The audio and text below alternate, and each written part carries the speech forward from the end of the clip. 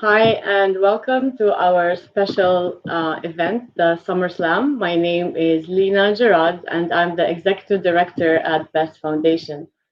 Uh, Today, we're saying it's a special event because of a few reasons. One is this being the first ever live event, which we host virtually. Two, because we will watch very special performances by some of our students, and also because in this event we are joined together not only by the students, their parents, perhaps their coaches and friends, but also by a wider community. Today we have our board of directors with us, the management team, some school teachers, many sponsors and partners, and also the wider virtual community of Facebook and on YouTube. Despite the physical distancing measures that we have to take and make this year and these times, there has been truly a lot of social coming together with people from different communities who have something in common. And so I thank everyone for being here with us. Before we go into the actual performances and before I introduce the MC for today, I would like to tell you a little bit about BEST Foundation. BEST stands for Bulgarian English Speech and Debate Tournament. We promote critical thinking and self expression among Bulgarian high school students and youth who, through speech and debate of topics that are important to them, get to, to think critically.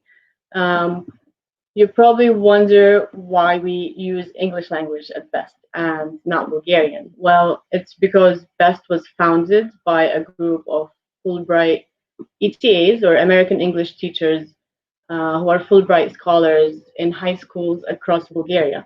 Um, they started it as an avenue for students to practice the language that they study in the class and meet other students, and also as a way for these American English teachers to give back to the Bulgarian community which welcomed them here. We started with so in the first year where the tournaments were held, Beth started with hosting, I believe the first one in 2013 and 14 had 300 students in that event. I'll try to show you a picture here. This is a photo from one of the first ever tournaments. And then, so that was 300 students back in 2013 and 14. And then we grew to have, right now, the average reach is 1,500 students. So that's 5 times more in 7 years. Of course, this year was a bit different because of the pandemic. We reached around 900 students before the event. The rest of the events were canceled. Um, Let me quickly thank especially the Fulbright Commission because and the English language teachers and also the student alumni of BEST who without them we won't be able to continue throughout the years. Basically, the management team of BEST is comprised half of it of second year ETAs who are here in Bulgaria, and then the other half is alumni, and everyone is a volunteer. And we also, I would like to do a special thanks for the U.S. Embassy, who's continuously providing us with grants and support. The Relo office in Belgrade, and of course the Kieselstein family, who is actually the parents of one of the former ETAs, who Alex, who currently serves on our board, and our many host partners. So like the 119th school in Sofia or the American University in Blagoevgrad, who where we run our tournament. This year's been really challenging to us since we have had to cancel some of our major events and trying to adapt to this new virtual world. And just like many companies and organizations, we've also been affected financially. So the cancellation of our events meant cancellation of grants and funds. which unfortunately didn't take into account a lot of the administrative expenses and costs that we need to run the organization. And so we're trying to be creative with our fundraising this year. And as you can see, this event is one step. So maybe you saw the theme of today is vote for your favorite piece by donating to our global giving site, which the link will be shared shortly on our Facebook in the comments or on the live event. So our events involve having such big groups together, and we're working really hard to adapt to the new norm. And in the coming year, we will host events that ensure everyone's safety while still bringing the community together. So now I would like to introduce our special Master of Ceremony, Mr. Chris Totten. Chris has been judging at Best Tournament since 2016, and he was actually awarded the Judge of the Year last year in 2019. Chris and his Bulgarian wife and children moved to Bulgaria in 2014 so that the children can have opportunity to experience life outside of the US, and also that they get to experience the rich culture we have here and the natural beauty of Bulgaria. He recently joined our board of directors, and we are very grateful for him for joining us, and we're excited for having him this year with us. And so, without further ado, let's welcome Chris together. Hi, Chris. Thank you, Lena.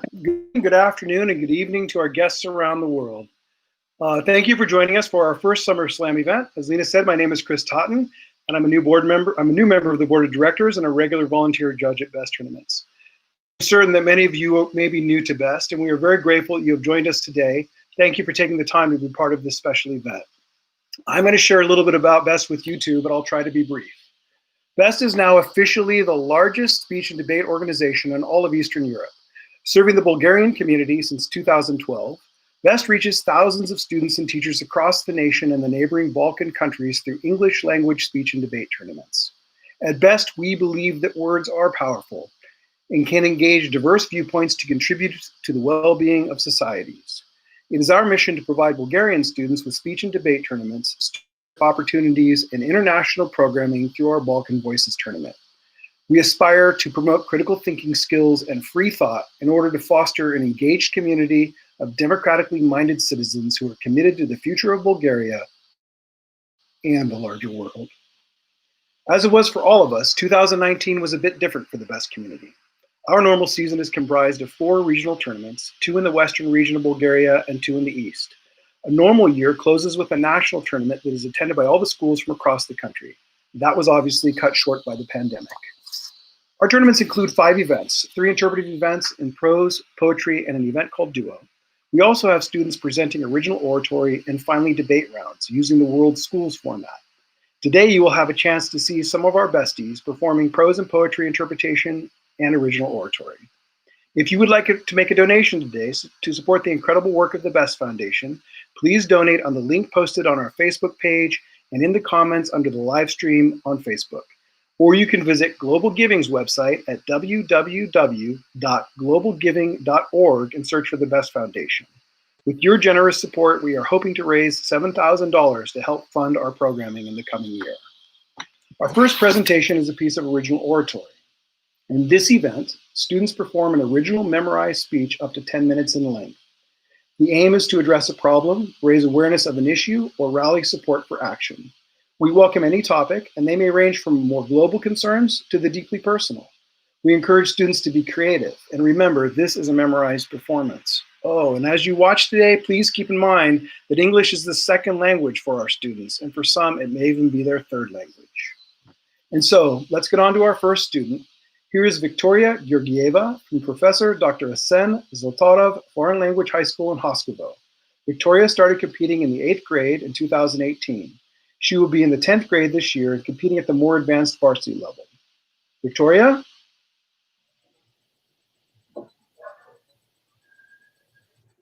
Hello everyone, today I'll be presenting my oratory piece named Ode to the Greatest Pretenders. Enjoy.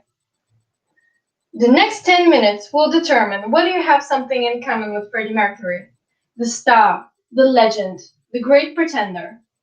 The difference between pretenders and the great pretenders is that the second can find the power to overcome the fear of being judged for being themselves. Because being real is the hardest thing. Vulnerability is terrifying. In the song The Great Pretender, Freddie Mercury once sang one of the most beautiful lyrics the history of music has known. I am wearing my heart like a crown. He showed he was stronger than the fear. Can you? To be a pretender seems to be a trend nowadays. Two problems have occurred as a result of this: toxic positivity and depression obsession. Basically, people think it's cool to either play chill or victimize themselves. Toxic positivity encourages you to be nothing but happy, from wearing a t-shirt that says good vibes only to making somebody smile for a picture when they clearly don't want to. It forces people to demonstrate happiness even if they don't feel that way. Depression obsession is when people are romanticizing suffering, overlooking people who are actually experiencing mental illnesses and conditions. It is extremely common in the sort of issue that comes from being insecure and searching for attention. Both of these problems are the same in their core. You fake negative feelings when it comes to depression obsession. In toxic positivity, you fake positive ones. But I believe that no matter what you're truly feeling, you should own it like a real star. Today, we will focus on those problems, and we will try to understand why they are so common and how we can stop them. I'll start by explaining more about the toxic positivity, and then I'll move on to depression obsession. Both of these problems exist in the first place because people happen to get attention more easily by being fake. This is why I believe that the solution to both of these problems is acceptance. As people learn how to handle their emotions properly, they will feel more confident and therefore less dependent on the opinion or sympathy of others. Some people feel the urge to push positivity on themselves and others. This is because, in line with society rules, we've classified emotions into good and bad. I believe there's no such thing. Yes, some emotions feel good and some emotions feel bad, but they're only good and bad reactions. However, we feel this guilt in response to bad emotions. We tell ourselves we're not happy, calm, or energetic enough. But we must not forget that, in fact, we have every right to feel whatever emotion we need to. If you tell a friend about the bad grade you've received and they respond with, get over it, you'll be fine, they'll think they're being supportive because they encourage you not to care. However, they're really just making the situation worse because it's like they blame you for feeling blue. Frankly speaking, I've been that one toxic friend for more than once without even realizing it. So, if you shouldn't go the easy way, what is the proper reaction? Here are some toxic phrases and some preferable alternatives to use instead. Number 1, just be happy. Instead say, it is normal to feel down in this situation. Is there something that I can do to help you? Number 2, you'll get over it. Instead say, this is hard, but you've done hard things before and I believe in you. Number 3, never give up. Instead say, it is okay to give up. Take your time. Number 4, let's go watch the Kardashians reality show. No, seriously, no. Never say anything like this. When facing the issue of toxic positivity, a lot of people blame themselves and others for not demonstrating joy. The best thing you can do in such situations is to remind yourself that you aren't being dramatic, you aren't over-exaggerating.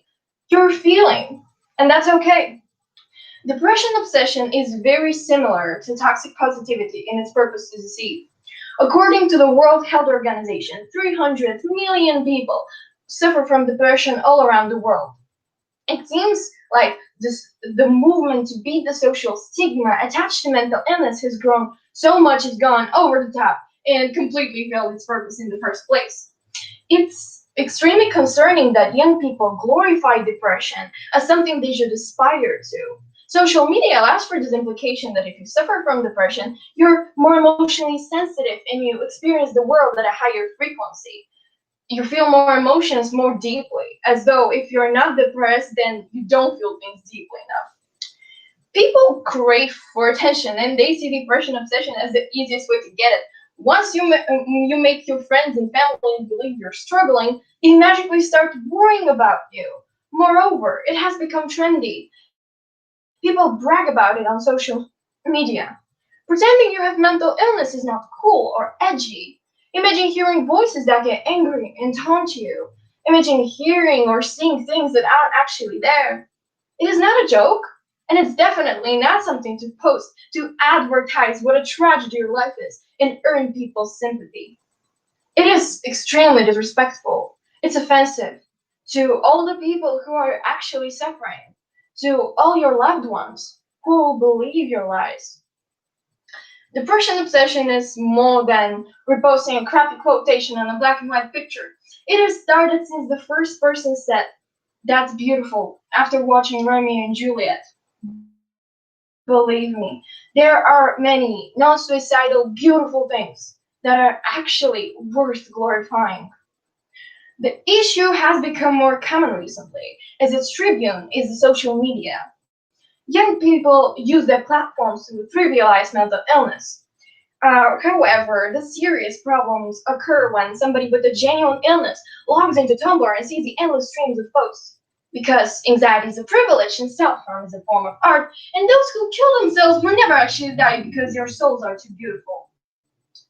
According to Roy Jaidel, assistant dean in the University of Valmet, for the last 2 years there's been an increase of self-harm by 70%, especially of children of ages between 10 and 14. Picture this. You're young, deeply depressed, lonely. You open your laptop in desperate needs to bring yourself back. What you see are posts idolizing the idea of taking your own life, no, celebrating suicide. And you may start believing that your sorrow is marvelous and your tragic end might be beautiful. It could lead you to believe that suicide is a valid possibility. That thought terrifies me. Excruciating pain and intrusive suicidal thoughts are symptoms of mental illness. Suffering mustn't be a trend. And here is the part you've been waiting for. Ladies and gentlemen, drum rolls please. The solution to these problems is acceptance. The art of honoring your feelings. The courage to be honest with yourself. Acceptance can stop toxic positivity, allowing us to understand that pain, worry, heartbreak, fear are normal and real parts of being a human. Expressing negativity or talking about unpleasant emotions isn't about being self-absorbed or arrogant. It's about living your truth and being willing to engage in authentic conversations with other people. Because to deal with your emotions, you have to embrace them first. A study published in the Personality and Social Psychology claims that if you accept your emotions, this will benefit your mental health. Moreover, this salutary influence will make you less dependent on the judgment and sympathy of others. This concept has been confirmed by a research study carried out by David Barrow and Stephen Hayes, both professors of psychology. This way, we can put an end to the dangerous trend referred to as depression obsession. Toxic positivity demands that we only push good emotions into the world and keep our authentic emotions a secret. Depression obsession disrespects mentally ill people by attempting to present their struggles as beautifully tragic, and the problem is exacerbated with social media. In this way, we have a world full of pretenders, but not great ones. Not pretenders who are willing to abandon the mask they're hiding behind. Only through understanding and embracing our true feelings and emotions and facing our vulnerability, we can truly acquire emotional intelligence. In the end, are you a pretender or a great pretender? I hope that you can proudly say that you're wearing your heart like a crown. Thank you.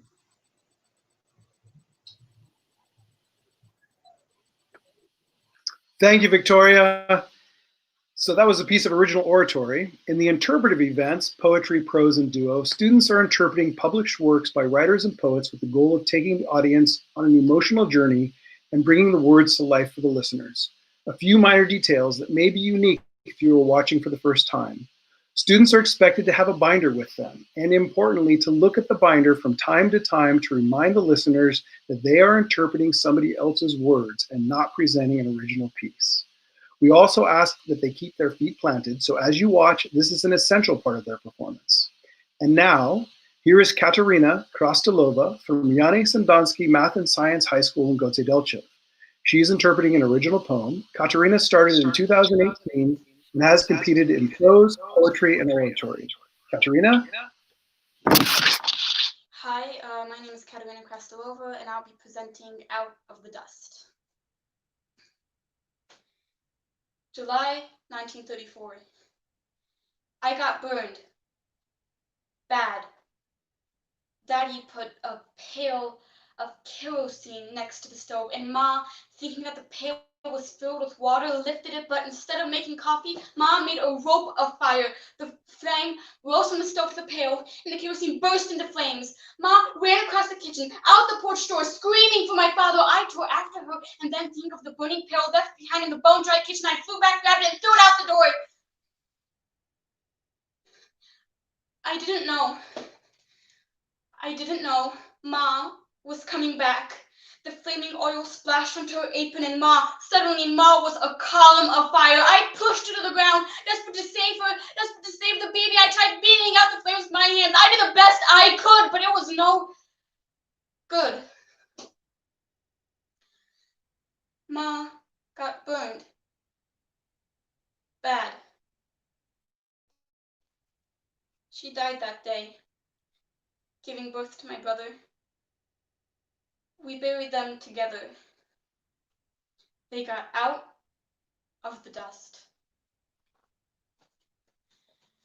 In Out of the Dust, a novel in verse, the author Karen Hess writes about her girl Billie Joe, who lives in Oklahoma during the Great Depression.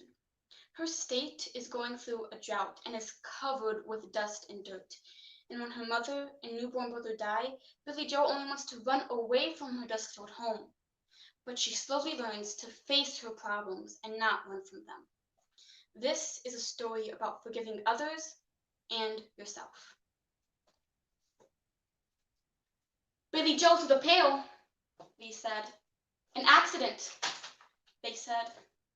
They didn't talk about my father leaving a pail of kerosene next to the stove. No, they only said Billie Joe threw the pail of kerosene. August 1934. President Roosevelt tells us to plant trees. Trees will break the wind, he says. Trees will end the drought. And that is good advice, but I'm not sure he understands the problem. Trees are just not meant to be here. Maybe none of us are meant to be here. But my father will say, he is as stubborn as sod. He and the land have a hold on each other. But what about me? I don't know my father anymore. He sits across from me. He looks like my father. He chews his food like my father. He brushes his dusty hair back just like my father, but he is a stranger. I am awkward with him and irritated, and I want to be left alone, but I am terrified of being left alone. We are both changing. We're shifting to fill the empty spaces left by Mom. I keep my burnt, raw, stinking hands behind my back when he comes near because he stares when he sees them. February 1935. Sunday night, I stretch my legs in my iron bed under the roof. I place a wet cloth over my nose to keep in from breathing dust and shiver, thinking of Mom. Restless, I tangle in the dusty sheets, sending the sand flying, cursing the grit against my skin, in between my teeth, underneath my legs, swearing that I will leave this forsaken place. Every day, my fingers and hands, they ache so bad. Sometimes I think I should just let them rest, let the dust rest, let the world rest, but I can't leave it rest on account of Ma haunting. April 1935. We'll be back when the rain comes, they say, pulling away with all they own. We'll be back, they say, as they go towards Texas, Arkansas, California. Don't forget us, they say. But there are so many leaving. How can I remember them all? July 1935. I am so filled with bitterness. It comes from the dust. It comes from the silence of my father. It comes from the absence of Ma. I could have loved her better, and she could have loved me better too, but she's rock and dust and wind now, and so is my brother. I have given my father so many chances to reach out, to understand, to love me. He once did. I remember his smile, his easy talk. Now there's nothing easy between us. Sometimes he takes notice of me, but mostly I'm invisible. Mostly I'm alone. He is riding away, ready to leave me behind in the dust. Well, I'm leaving first. July 1935. This is not a dream.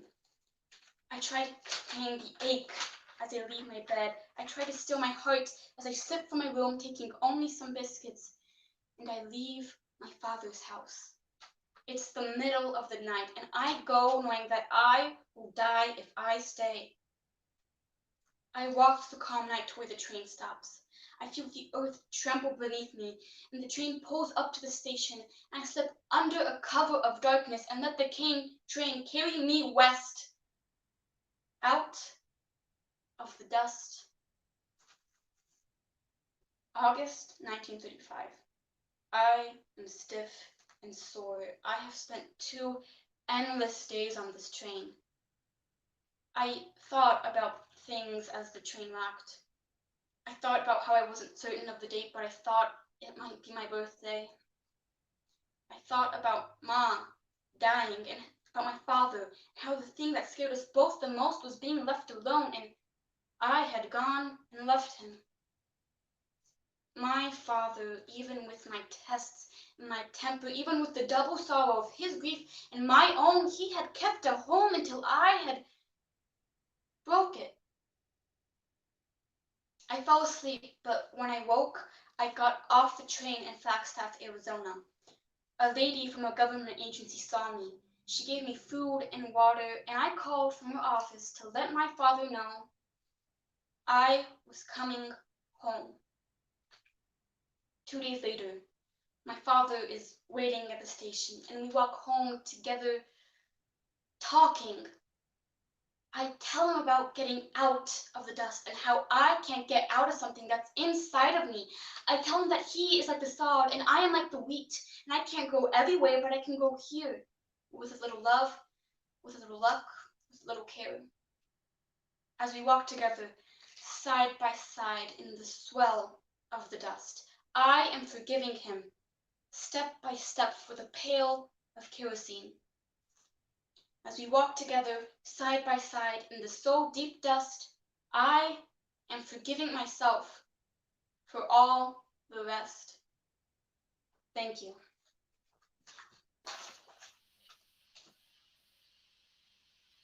Thank you, Katerina. That was a great piece of poetry interpretation. Before our next piece, let's quickly check in on the donations so far. We've already had a lot of people donate early, and I want to thank everybody who's already generously given to support BEST.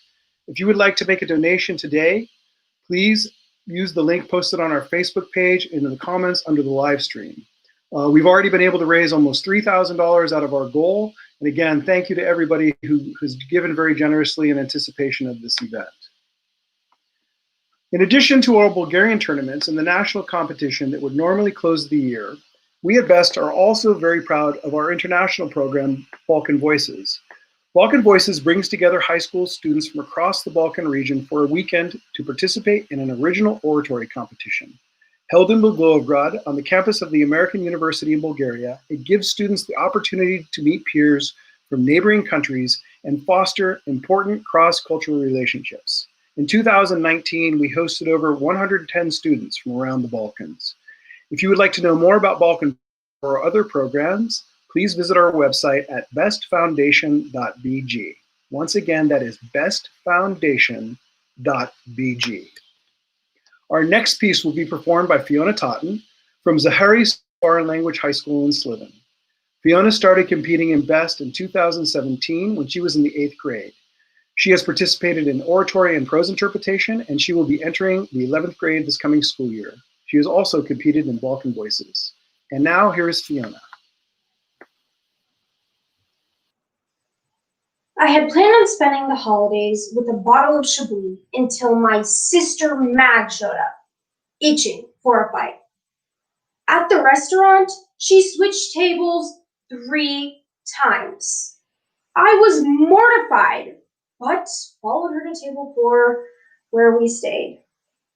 "I'd like to hear your specials," she said to the waiter, momentarily pleased by all the table switching. "There are none." He stalked away. "Well, for crying out loud," she said, "what kind of a joint did you bring me to?" It was eerie to look at her. An old lady with grooved wrinkles, pouchy eye bags, 2 black-dyed hair, and see those same glittering eyes that haunt my childhood. The waiter came back. "Chablis, please," I said. "Bring a whole bottle." Having a sibling is one of the best feelings in the world. With it come a lot of different experiences and emotions. I myself have a younger sister, and although we are extremely close, we have our bad days too.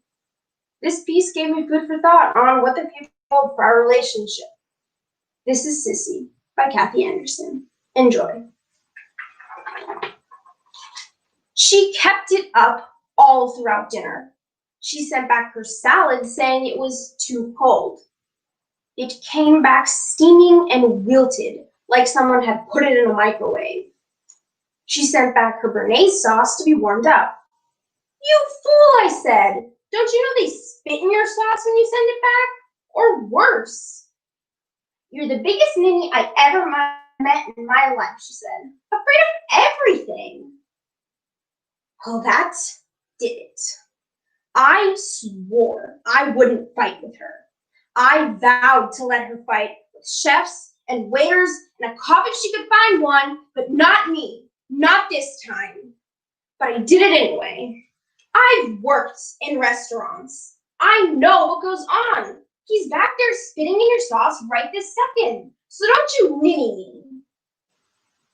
That was the most I had said to her in years. I stood up. "Please sit down," she said. My eyes almost bugged out of my head. My sister didn't say please. "I need you to help me," she said. I am 74. My sister is 78. She has never asked me to help her in all our years. She's helped me plenty. A big check to bail me out of jail after I set fire to my first ex-husband's truck, a bigger check to buy a divorce from my third ex-husband, stinking louse, and a plane ticket to New York when I thought I had another chance at an acting career. Now, my sister, the rich one, who spent her life accumulating a fortune without ever actually seeming to work, just watching numbers multiply on paper until she reached an old age with a huge pile of money, needed me. "I can't take any more tonight," she said. "Come on, Jan." We walked along the semi-deserted promenade. "Well," I asked, "what's the story, sissy?" She hated it when I called her that. "Don't you dare laugh. My son's wife, Claudette, you know, the one I can't stand, the one that's always taking so-called adventure trip, dragging my son along, that one. A lovely girl," I said, "full of spunk. She won't shut up about swimming with stingrays. She goes on and on about how great it is to swim with stingrays, how much I should really swim with stingrays, how much I would love those stingrays." My sister stopped. I don't know what the hell is happening to me," she said. I can't get the idea out of my head. I am absolutely dying to swim with stingrays." I laughed out loud. "I told you not to laugh." "Do I listen to you?" "You mean those big, flat fish with creepy, flappy wings and beady little eyes. The ones that if you step on them, sting you, hence the name. You want to intentionally get in water with those fish?" She nodded. "So swim with the stingrays." And give Claudette the satisfaction? She must never know, Max said. So go by yourself and tell her, what's the big deal? I can't do it alone. I need you. It was exactly like all those times in childhood when she forced me to climb huge trees with her or go out in the ocean when the waves were slapping us all over the place. I couldn't believe it. 70 years had gone by, and yet here we were in exactly the same place. A leader and a follower. Except she never used to ask me. She used to make me. You are out of your ever-loving mind if you think that I'm going to do any such a thing, I said. I was terrified of darting creatures underwater, and she knew it. Please, I'll pay you. So that's how we came to be, two old ladies on that boat the next day with floaties on our arms. Mag and I looked each other over point blank at the wrack and ruin of our bodies. I could see past her body collapsing around her. I could see a skinny, flat-chested girl kept up with the neighborhood boys. The terror who dragged her fraidy cat little sister with her to jump in the waves, who held me by the hand and made me walk out onto our roof, who hoisted me over her shoulders to climb the cemetery fence late at night. I want my $1,000,000. She laughed, took a deep breath, held my hand, and helped me splash out of the boat. And there we stood, the two of us, shoulder deep in blue, warm beauty, waiting for winged sea creatures to fly through the water to us. Arms open, we waited, silently bobbing. The sun felt so wonderful on my head and face. When the creatures came rushing around us, we weren't afraid at all. We were ready. Thank you.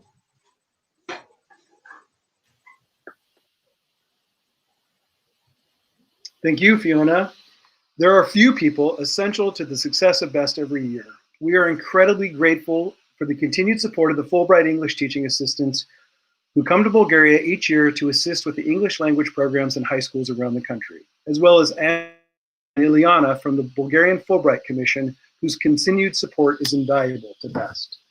While many schools have enthusiastic teacher coaches and even students who take the lead and coach their teams, a majority of the teams are fostered and coached by their Fulbright ETA. Second-year ETAs also serve as part of the management team of BEST, often while also continuing to coach. ETAs make an invaluable contribution to the success of the tournaments through the many hours they dedicate to helping their students practice and prepare, and the weekends they give to the competitions. So we would like to thank and acknowledge the many former, current, and future ETAs who are watching today for all you have given us over the years. In so many ways, we are certainly here because of you. And of course, we must also thank the many Bulgarian teachers in schools throughout the country whose contribution to their teams and to BEST tournaments as judges is critical to our success and growth. We are incredibly grateful for their dedication to BEST as well. Our next student is also from Goce Delchev. A quick note about Goce Delchev. This year, the school did not have a Fulbright ETA, so two students stepped up to fill the role as coaches for their team. Ivana Kobakova and Kalina Krastalova. Again, both students were actually awarded Coach of the Year this season. Congratulations to both. And now, here's another original oratory from Stefan Kozilov from Vianney Sandansky Math and Science High School in Goce Delchev. Stefan started competing in BEST in 2019 and has participated in both poetry and oratory. Stefan? Hello. Before I start my speech, I want you to imagine that you're in a spaceship. Now we're on Earth, where no problem has been tackled. But like all spaceships, our goal is to blast off and reach the glorious cosmos, where we'll make you aware of a seemingly unnoticeable but very vital and important ability you may haven't noticed you've had before. But to get there, we must first go to the multiple layers of my oratory. But never fear, as I'll be taking you along with me. Now strap in and strap on as we're entering into the introsphere. The 26th of April, 1986. You're having dinner with your family, discussing each other's days. Your children are telling you a silly story from school when all of a sudden there's an alarm that goes off on the radio. It's a warning. Внимание, внимание! Внимание, внимание! До уваги жители Припятия. Миска рада повідомляє, що через аварію у Чорнобильській електростанції у місті Прип'яття погіршуються радіоактивні умови в околицях. Your children, they're scared. They're clinging to your feet, begging you for answers, asking you, are we going to be okay? Are we going to survive the nuclear power plant explosion? I'm assuming it's a picture a lot of you may get when I say the word nuclear. What goes to your head? Chaos, destruction, when in reality, it's quite the opposite, entering into the thesosphere. As we progress as a civilization, our inextinguishable hunger for energy grows as well. Supplying ourselves with the power necessary to fulfill our desires is becoming quite the task. While global warming is in its peak, we tend to turn to cleaner ways to produce energy, or so we're made to believe. Many of us are pointing the finger at pollution towards nuclear power plant stations, and can you blame us? We've seen what toxic waste can do to the environment. Plus, radiation has caused the death of thousands all around the globe. It is irrefutable. The radioactivity is terrible for the human well-being. Well, if it escapes out of the reactor, that is. Today, I'm here to shed light on the truth about nuclear energy with no filter, no bias, and no selectivity. Entering into the roadmap sphere. Today, you're with me here on this space frenzy ride as we try to reach the outer cosmos. We've already passed the first few layers of my oratory, but the hard part is yet to come. As in the cause of the problem sphere, I'll debunk some misconceptions about nuclear energy and give you just a few examples why it rocks. Then I'll address the ever-growing problem of selectivity in the news outlets and how it affects our survivability. And last but not least, I'll shed light on the very important arguments that are essential for the implementation of nuclear energy as our potential main energy source. Entering into the problem causes sphere. Nuclear power. The controversial energy giant that gave birth to numerous stereotypes about mutated freaks, extra limbs, and deformed glowing reptilian creatures. For decades, the atomic age has been shrouded in a deep mist of misconceptions held together by a hodgepodge of Soviet-era horror films. But since it's so trendy to hate on nuclear energy, this begs the question, where would we be without it? Studies by the United States Energy Association give answers to just this question. Well, it's nice to imagine rolling green hills, wind turbines, and solar panel fields. The truth is that most of our energy will and still currently does come from the burning of coal and other fossil fuels. But how did we become so dependent on nuclear energy? Well, the website nuclearhistory.com published a very handy article. In it, it says, it all started in the early 1940s. With the bombs that were dropped in Hiroshima and Nagasaki, nuclear power promised to be a peaceful alternative to the new technology, helping the world get back on its feet. And believe me when I tell you, everybody and their mama's imagination was running wild because of the many possibilities that nuclear power provided, such as cheaper and cleaner energy. Sadly, as it turns out, getting physics to work in real life was hard, and there was a nuclear die-out, so to say. Until the early 1970s, where prices of fossil fuels that were and still are the standard skyrocketed, so the scrap technology was adopted once again. Only there were hardly any improvements of it. The blueprints of it were virtually the same. The plan was simple. Build as many reactors as we can so we don't become bankrupt. Nevertheless, it was irrefutable the technology was flawed at best. According to a study conducted by the World Energy Information Administration, over 50% of all nuclear power plants were built between the years 1970 and 1985. And because so many were built in such little time, there was hardly any room for error inspections to take place. That is why all meltdowns of nuclear power reactors are of reactors that have been constructed between these 15 years. But of course, baby boomers did what baby boomers do best. They blew things out of proportion, saying that nuclear energy can never, ever be used because it was too risky. But I must admit, at the time, they were right. At the time. Now things are different. According to an article conducted by the Office of Nuclear Energy, the United States is developing cutting-edge advanced reactors that have an unprecedented versatility. The reactors can be paired up with renewable energy sources, are much less expensive, burn waste as fuel, and are walk-away safe. Additionally, studies according to the Environment and Public Works Committee, nuclear produces none of the air pollutants that come with the burning of fossil fuels, and it produces 70% of our carbon-free electricity and 20% of the world's electricity, while in contrast, wind and solar power plants produce only 6% of our carbon-free electricity and only 2 minuscule percent of the world's electricity. Additionally, according to the Nuclear Energy Institute, the United States avoided releasing more than 14 billion metric tons of carbon dioxide, all thanks to nuclear power. These gases, that equates to removing 3 billion cars off the road for a whole year. These gases would have otherwise contributed to lung cancer, smog, and cardiovascular diseases. Entering into solution sphere. The problem with people thinking that nuclear energy is dangerous for us stems from media exaggerations. For some ungodly reason, they want us to believe that the only way to produce clean energy is by wind, solar, and water power plants, when in actuality, that's not the case. According to the World Health Organization, the fatalities related to air pollution in 2016 alone between 6 and 7 million. And the fatalities of nuclear energy, I'm talking bombs, meltdowns, everything from the years 1970 to 2020, between 150 and 250,000. What does that lead me to believe? When we make nuclear emission debts loud and clear, we leave fossil fuel power plants be silent murderers. And what can we do to stop them? Education. Educate yourself and especially educate the youth. Incorporating education in our school system is education about nuclear energy in our school system is essential for the change we want to make in our societal system. So much of our fear for nuclear power stems from not really understanding it. And if we incorporate it in a thoughtful and meaningful way for the youth, we can make the change, as the youth is our future. We should not be afraid to be skeptics. Decide not just what's best for us, but for our future as well. And only then will we be able to free ourselves from the web of lies the media has created to trap us in. Drop the engines. We're here. The metaphorical, but still very amazing cosmos, an array of endless possibilities, and we're the masters of our future. Now, every decision we make matters, fluctuating the path that our future generations will take. And tell me, would you want to provide them with a clean and reliable energy source, or shroud them and suffocate them in toxic gases? Thank you.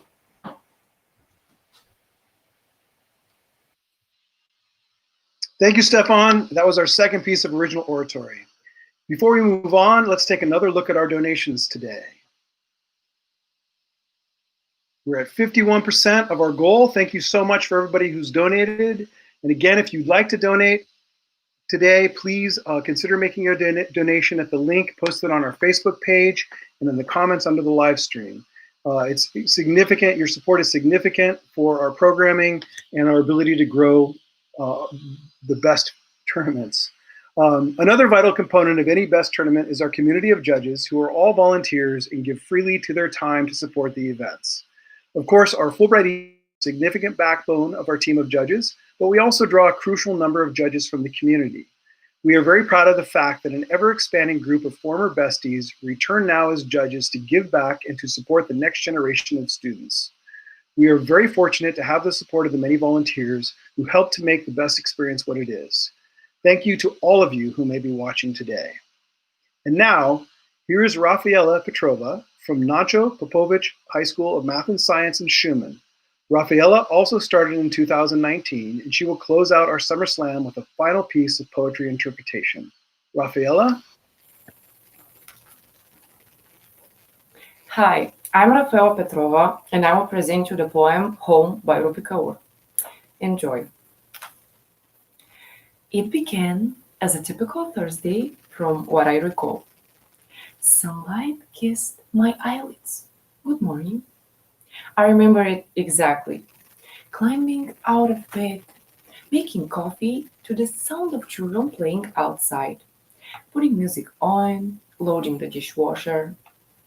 Oh, I remember placing flowers in a vase in the middle of the kitchen table, only when my apartment was spotless. When I stepped into the bathtub, washed yesterday out of my hair, I decorated myself like the walls of my home were decorated, with frames, bookshelves, photos. I hung a necklace around my neck, hooked earrings in, applied lipstick like paint, swept my hair back. Just your typical Thursday. Researchers show that every third woman in the EU has been a victim of some form of violence.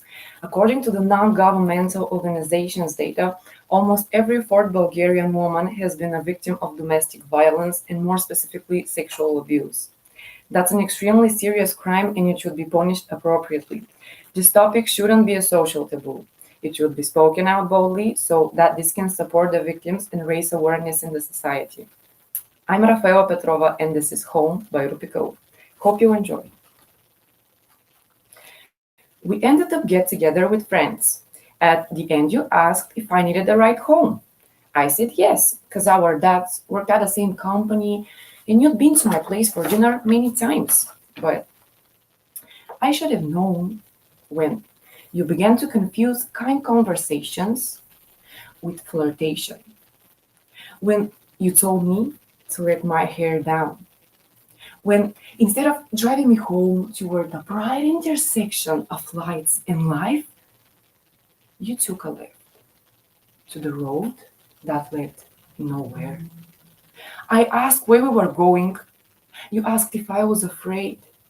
My voice threw itself over the edge of my throat, landed at the bottom of my belly, and hid for months. All the different parts in me turned the lights off, shut the blinds, locked the doors, while I hid at the back of some upstairs closet of my mind as someone broke the windows. You kicked the front door in. You took everything, and then someone took me. It was you who dove into me with a fork and a knife, eyes glinting with starvation like you hadn't eaten in weeks. I was 110 pounds of fresh meat. You skinned and gutted with your fingers like you were scraping the inside of a cantaloupe clean. As I screamed for my mother, you nailed my wrist to the ground, turned my breast into bruised fruit. This home, it is empty now. No gas, no electricity, no running water. The food is rotten. From head to foot, I'm layered in dust. Fruit flies, whips, bugs. Someone call the plumber. My stomach is backed up. I've been vomiting since. Call the electrician. My eyes, they won't light up. Call the cleaners to wash me up and hang me to dry. Because when you broke into my home, it never felt like mine again. I can't even let a lover in without getting sick. I lose sleep after the first date, lost my appetite, become more bone and less skin. Forget to even breathe. Every night my bedroom becomes a psych ward where panic attacks turn men into doctors to keep me calm. Every lover who touches me feels like you.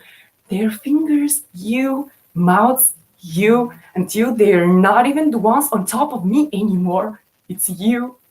And I am so tired of doing things your way. It isn't working. I've spent years trying to figure out how I could have stopped it.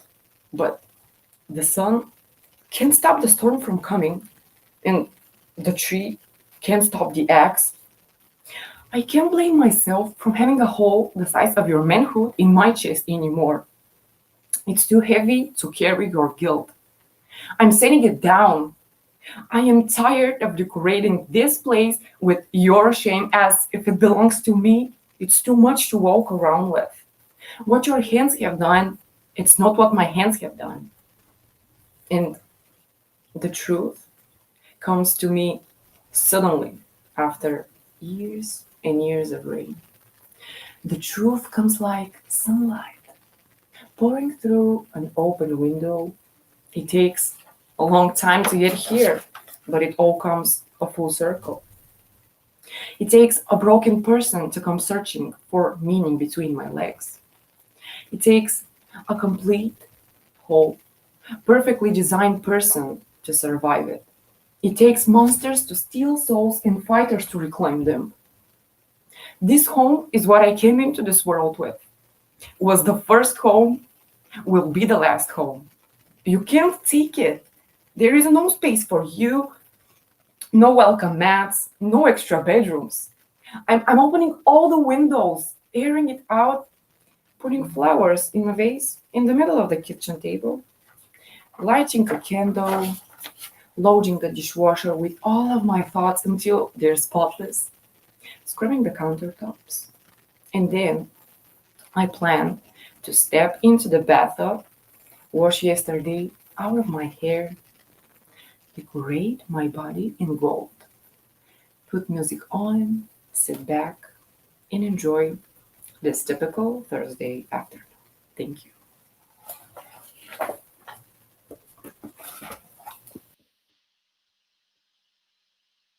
Thank you, Rafaela. That actually brings us to the end of our Summer Slam showcase. I want to thank everyone who participated today, Lena, who produced the show behind the scenes, as well as our students who came back for one last time to cap off their season. Victoria, Katerina, Stefan, and Rafaela, thank you all for performing your pieces today. We will look forward to seeing you in the coming year. And finally, thank you to everyone who joined us today to be part of this event. Hopefully you were able to appreciate a little bit of the magic that's best, the unique experience for all the students and volunteers who take part in the tournaments. Thank you everyone for your support and for taking the time to join us today. And one last moment, Lena, before I turn it over to you, if you'd still like to make a donation, please visit our Global Giving website, www.globalgiving.org, and search for the Best Foundation, or use the link in the live stream today. And now, back to Lena. Thank you, Chris. I am just trying to find the latest donation actually that we received. So let me do this really quickly. I believe we have reached 80%. If I'm not correct, maybe I'm not reading it right, but thank you everyone so much for all the donations that are coming in, really. Thanks to the performers. We're very proud of you for being for expressing yourself and choosing topics that are dear to you. And I just want to say that we were about 380 people together in the show today. We reached more than that, but the engaged people were around 386 on both Facebook and YouTube, and this is great. We're very happy that we were able to share this night with everyone. If you would like to be involved, if you're new to our community, you live in Bulgaria, you're welcome as a judge, of course, or a volunteer at our tournaments. And you can stay in touch with us on all our social media, Facebook, Instagram, LinkedIn even, and YouTube. You can always send us a message, and we will have more campaigns if you'd like to financially support us as well. So thank you, everyone, and have a wonderful evening if you're in Bulgaria, and a wonderful day if you are maybe in the US or in other places. So have a great evening and day, and we will stay in touch. Thank you. Bye-bye.